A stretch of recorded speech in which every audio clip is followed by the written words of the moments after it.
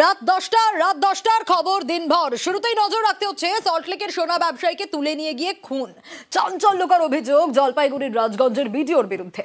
New টাউনের এই ঘটনায় তদন্তকারীদের নজরে সিসি ক্যামেরা ফুটেজ মিলেছে। অপহরণ খুনের টাইমলাইন নিউজ 18 বাংলায় এক্সক্লুসিভ।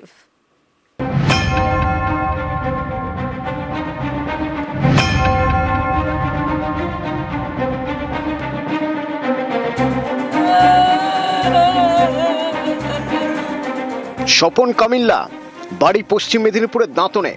সল্টলেকের দত্তাবাদে সোনার দোকান। অভিযোগ, গত 28 অক্টোবর এই সোনা ব্যবসায়ীকে অপহরণ করা হয়, নিয়ে যাওয়া হয় নিউ টাউনের বহুতলে। 30 অক্টোবর নিউ টাউনের যাত্রাগাছি থেকে ক্ষতবিক্ষত দেহ উদ্ধার হয়। এরপর 1 নভেম্বর জলপাইগুড়ির রাজগঞ্জের বিডিও প্রশান্ত বর্মনের বিরুদ্ধে খুনের অভিযোগ দায়ের করে নিহতের পরিবার। এই ঘটনায় তদন্তকারীদের নজরে সিসি ক্যামেরার ফুটেজ। সেখান থেকে মিলেছে চাঞ্চল্যকর তথ্য। 28 অক্টোবর দুপুর 12:52 সল্টলেকের দত্তাবাদ থেকে নীলবাতি লাগানো একটি সাদা গাড়িতে তোলা হয় সোনা ব্যবসায়ী স্বপন কামিল্লাকে। সেখানে ছিল আরো একটি কালো গাড়ি। দুপুর 1:20 সিসি ক্যামেরা ফুটেজে দেখা গিয়েছে দুটি গাড়ি থামে নিউ টাউনের বহুতলের সামনে। সাদা গাড়ি থেকে নামানো হয় সোনা ব্যবসায়ীকে। অভিযোগ, কলার ধরে তাকে বহুতলের ভিতরে নিয়ে গিয়ে মারধর করা হয়। সেই সময় কালো গাড়ি থেকে নামেন বেশ কয়েকজন, তারাও ভিতরে ঢুকে যান। সিসি ক্যামেরার ফুটেজে আরো দেখা গিয়েছে বহুতলের সামনে থামে 3টি বাইক। বাইকে যারা ছিলেন তারাও বহুতলের ভিতরে ঢোকে। এই যে ভদ্রলোক কি এসেছিলেন, কবে এসেছিল? কদিন আগে এখানে ছিল। এখানে আমি দোকান থাই বিয়ে নাকি বলছিল, চুরি করছিল কি টাকা মারছিল। এখানে বুঝছিলি আর লোক ভিতরে ছিল আর গেট বন্ধ করে তারপর অজ্ঞান হয়েছিল। আমি তো দেখছি একজন। আর ছবিটা দেখাচ্ছি, এই ছবিটা, এই ভদ্রলোক কি মারছিলেন? ও লোক ছিল, ও লোক ছিল। ইনিও সবাই মিলে মেরেছে। অভিযোগ, গত মঙ্গলবার দুপুরে নিউ টাউনের ফ্ল্যাটে নিয়ে যাওয়া হয় সোনা ব্যবসায়ীকে। এরপর দুপুর গড়িয়ে সন্ধে, তারপর রাত তখন 9:15। সিসি ক্যামেরা ফুটেজে দেখা গিয়েছে সোনা ব্যবসায়ীকে নিউ টাউনের ফ্ল্যাট থেকে টেনে হিঁচড়ে চ্যাংদোলা করে বের করা হচ্ছে, তোলা হচ্ছে গাড়িতে। এর একদিন পর 30 অক্টোবর যাত্রাগাছি থেকে উদ্ধার হয় সোনা ব্যবসায়ী স্বপন কামিল্লার ক্ষতবিক্ষত দেহ। গোটা ঘটনার রহস্য যে মারধর থেকে শুরু করে এই ফ্ল্যাটের মধ্যে হয়েছিল এমনটা যেহেতু পুলিশ মনে করেছে, এখনো পর্যন্ত সেই কারণে পুলিশের পক্ষ থেকে বেশ কিছু সিসি ক্যামেরা ফুটেজ যেমন তারা সংগ্রহ করেছে এবং সেখানে কিন্তু এই সমস্ত চাঞ্চল্যকর ফুটেজের তথ্য অনুযায়ী উঠে আসছে। এবং পুলিশের পক্ষ থেকে ইতিমধ্যেই যাত্রাগাছির দিকে যখন দেহ ফেলা হয়েছিল সেই জায়গা মূলত ফুটেজ সংগ্রহ করার চেষ্টা করছে। ক্যামেরা সন্তোষের সঙ্গে অনুপ চক্রবর্তী, নিউজ 18 বাংলা, কলকাতা। সোনা ব্যবসায়ীকে তুলে নিয়ে এসে খুন। জলপাইগুড়ির রাজগঞ্জের বিডিওর বিরুদ্ধে চাঞ্চল্যকর অভিযোগ। তার বিরুদ্ধে এবার মুখ খুললেন নিউ টাউনের বহুতল থেকে সোনা চুরিতে অভিযুক্ত ব্যক্তি, যার জেরে বিডিওর বিরুদ্ধে অভিযোগ হলো আরো জোরালো।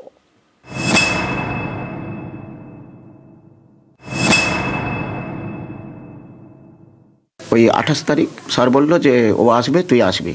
তো আমি যত সময় 12:30টার সময় ওনার বাড়ি পৌঁছে যাই এবং উনি আসে, তখন ওনাকে দুজনকে ওই ঘরের মধ্যে ঢুকে মারধর করে আমাকে, ওকে স্বপন কামিল্লাকে। উনি বেল্ট ফেল্ট হাত টাত যেমন পড়েছে মেরেছে।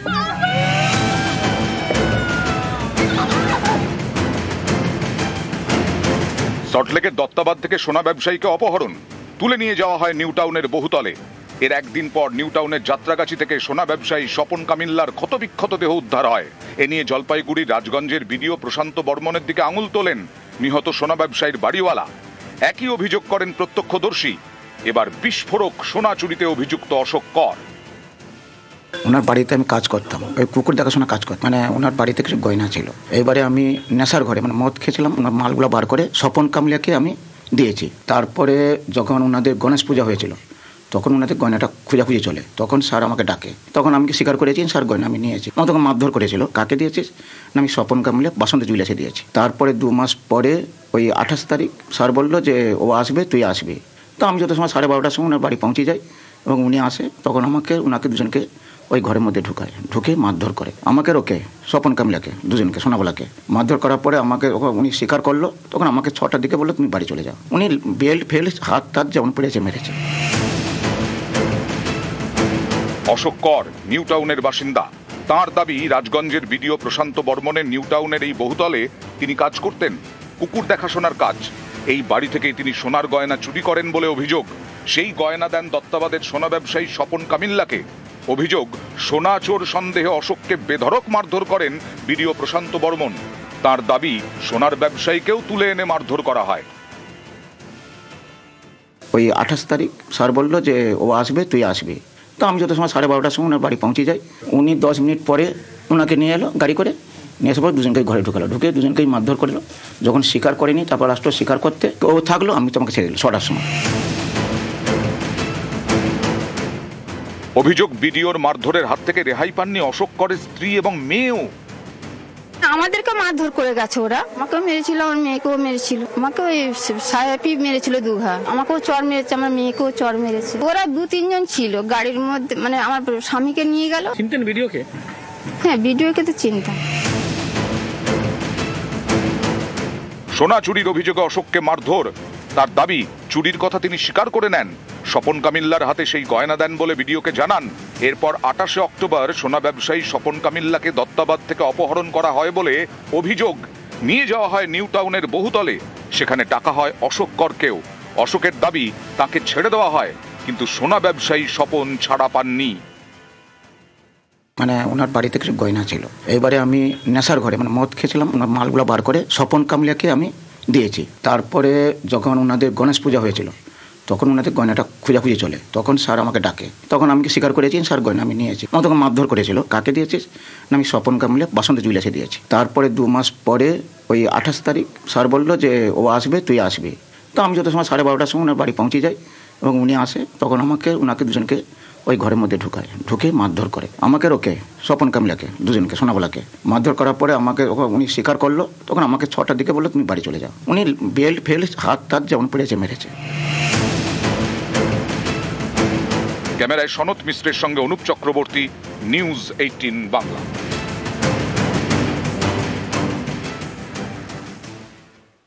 আর খুনের অভিযোগে পাল্টা চক্রান্ত, সোনা ব্যবসায়ীর খুনে যোগ অস্বীকার বিডিওর। রাজগঞ্জের বিডিও প্রশান্ত বর্মনের চাঞ্চল্যকর বক্তব্য।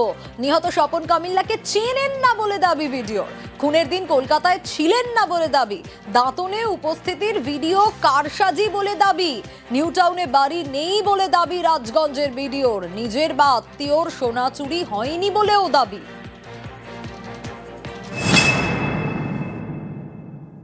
আমার কোনো ফ্ল্যাট নেই, 1 নম্বর কথা। 2 নম্বর কথা, পুরোপুরি অভিযোগটাই মিথ্যা এবং চক্রান্তের শিকার। আপনার আত্মীয়র বাড়িতে চুরি হয়েছিল কি? আমার বা আমার আত্মীয়র কারো বাড়িতেই চুরি হয়নি। আপনি কলকাতায় এসেছিলেন কবে? আমি কলকাতা গিয়েছিলাম অনেকদিন আগে। মানে 27-28 অক্টোবর আপনি কোথায় ছিলেন? আমি কলকাতায় যাইনি, 27-28 কলকাতায় যাই। আপনি দাঁতনে গেছিলেন? আমি কেন দাঁতনে যাব?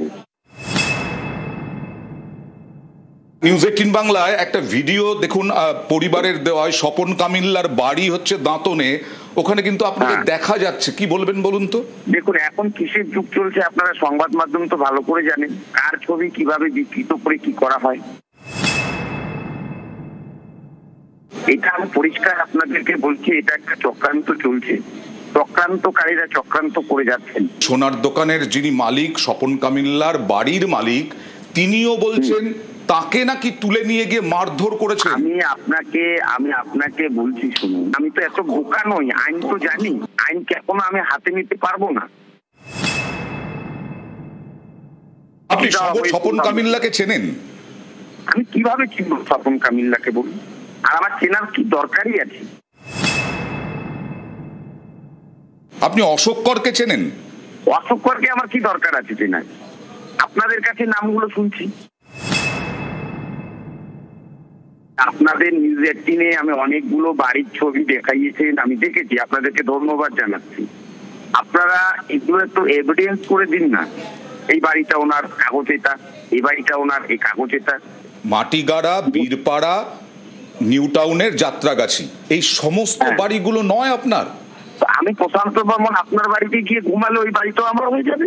মাটিগাড়ার বাড়িতে তো আপনাকে দেখা গেছে। আমি এখানে তো ভাড়া নিয়েছি। আপনার আওয়াজ শোনা গেছে বাইরে, আপনি সাংবাদিকের সঙ্গে কথা বলছেন, আমি এখানে তো ভাড়া নিয়েছি, ভাড়া নিয়ে থাকি এখানে। আসল বাড়িটা কোথায়? আমার আসল বাড়ি গ্রামে, গোকালের মঠ। আপনি গ্রামে গিয়ে খবর নিন না, আমি কি ধরনের ছেলে আছি খবর নিন, এবং আমি কিভাবে একটা পিছিয়ে পড়া সমাজ থেকে উঠে আসছি সেটা খবর নিন। দেখুন, মানুষ যখন বিপদে পড়ে তারা কারণ বলে, এটা প্রমাণ হবে, তদন্ত হবে। আজকে ঠিকাদাররাও দুর্নীতির অভিযোগ করেছেন আপনার বিরুদ্ধে। এই ঠিকাদারদের একটু আপনারা মুখ দেখতে বলুন, এবং সংবাদ মাধ্যমের প্রতি আমারও আস্থা আছে। এই ঠিকাদাররা ওখানে ইউনিয়ন বাড়ি চালাতো, এই ঠিকাদাররা ওখানে কাটমানি তুলতো, সেটা আমি বন্ধ করে দিয়েছি ভিডিও হয়ে আসার পর। আমার নামে আমার মোবাইলে ফোন এসেছিল অডিটর সাহেব যে আপনাকে এবার দেখে নেওয়া হবে, আপনার নাম ঢুকিয়ে দেওয়া হবে। তার মানে অডিও রেকর্ড করা আছে, আপনি এই তথ্যগুলো দিতে পারবেন? পুলিশ ডাকলে যাবেন আপনি? অবশ্যই যাবো। আপনার বিরুদ্ধে এফআইআর হয়েছে দাঁতনের থেকে, পরিবারের থেকে, আমাকে দেখুন, এফআইআর হয়েছে, সেটা আইনত আছে, আইনের দ্বারস্থ হব। অবশ্যই মহামান্য আদালত আছে, আদালত বিচার করবে। আমি তদন্ত সহযোগিতা করব, তদন্ত যেখানে এগোবে সেখানে সহযোগিতা করব, সব রকম সহযোগিতা আমার তরফ থেকে থাকবে। পুলিশ কি যোগাযোগ করেছিল আপনার সঙ্গে? কেন যোগাযোগ করবে না, করেছি। ব্যবসায়ী খুনে অভিযুক্ত জলপাইগুড়ির রাজগঞ্জের ভিডিও, সেই ভিডিও কোথায়? রাজ্য জুড়ে এসআইআর চলছে, কিন্তু বিডিও অফিসে নেই। খুনে অভিযুক্ত বিডিওর বিরুদ্ধে কেন পদক্ষেপ করছে না পুলিশ? তারা কি বিডিওকে বাঁচাতেই সক্রিয়? তাই কি মাথা ছেড়ে চুনোপুটিদের টার্গেট করছে পুলিশ? প্রশ্ন অনেকেরই।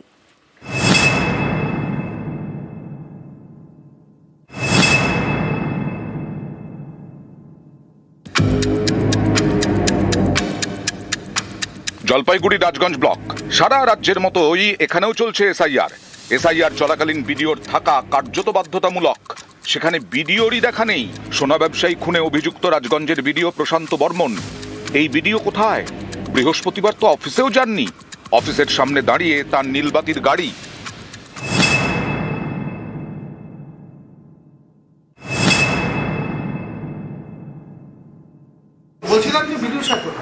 আমি তো বলতে পারছি না, তো ফিল্ডে আছেন, হয়তো থাকতে পারে। এখন কি করে বলবো বলুন, বিডিও সাহেব এখন কি আবার এখন না যোগাযোগ, ঠিকাদাররাও ছিল, টাকা পাচ্ছে না। এখন সাহেবরাই বলতে পারবেন, বললেন জয়েন্ট সাহেব আছেন, পরশুদিন এসেছিলেন মনে হচ্ছে। খুনে অভিযুক্ত বিডিও, সেই বিডিওর অফিসের পেছনে ঝোপঝাড় থেকে এদিন উদ্ধার হয় ভোটার কার্ড। কোথা থেকে এলো এত ভোটার কার্ড?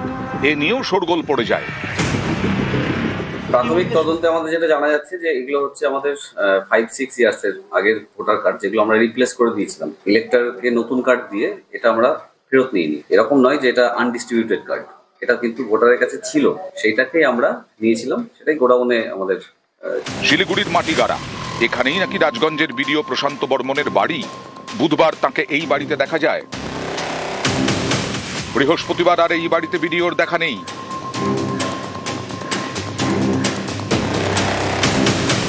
বাড়িতেও নেই, অফিসেও নেই। বিডিও তাহলে কোথায়? খুনে অভিযুক্ত বিডিও কেন বেপাত্তা? গত 30 অক্টোবর নিউ টাউনের যাত্রাগাছি থেকে উদ্ধার হয় সোনা ব্যবসায়ী স্বপন কামিল্লার ক্ষতবিক্ষত দেহ। 1 নভেম্বর বিধাননগর দক্ষিণ থানায় জলপাইগুড়ির রাজগঞ্জের বিডিও প্রশান্ত বর্মনের বিরুদ্ধে খুনের অভিযোগ করে নিহতের পরিবার। ময়নাতদন্তের প্রাথমিক রিপোর্টে পিটিয়ে খুনের প্রমাণ মিলেছে। এত কিছুর পরেও বিডিওর বিরুদ্ধে কেন পুলিশকে পদক্ষেপ করতে দেখা গেল না? খুনে অভিযুক্ত বিডিওর এত কি প্রভাব যে পুলিশ এরকম ভাবে নীরব? তদন্তে নেমে পুলিশের নজরে নাকি বিডিওর গাড়ির চালক, নিরাপত্তারক্ষী, মাসলম্যানরা। এতেই অনেকের প্রশ্ন, তাহলে কি বিডিওকে বাঁচাতেই সক্রিয় পুলিশ? মাথাকে বাঁচাতেই কি চুনোপুঁটিদের টার্গেট করা হচ্ছে? নিউজ 18 বাংলা। এয়ারপোর্টে উধাও বাঁদর, ব্যাংকক থেকে আনা হচ্ছিল 2টি বিরল প্রজাতির শ্যাঙ্কড ডিউক। চেকিং এর সময় হাওয়া এক। 800 সিসি ক্যামেরাতেও এখনো অধরা।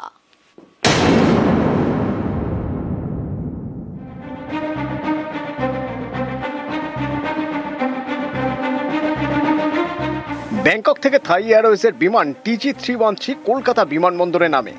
ওই বিমানে কাস্টমস অফিসারদের রুটিন তল্লাশির সময় খোঁজ মেলে দুটি বাঁদরের।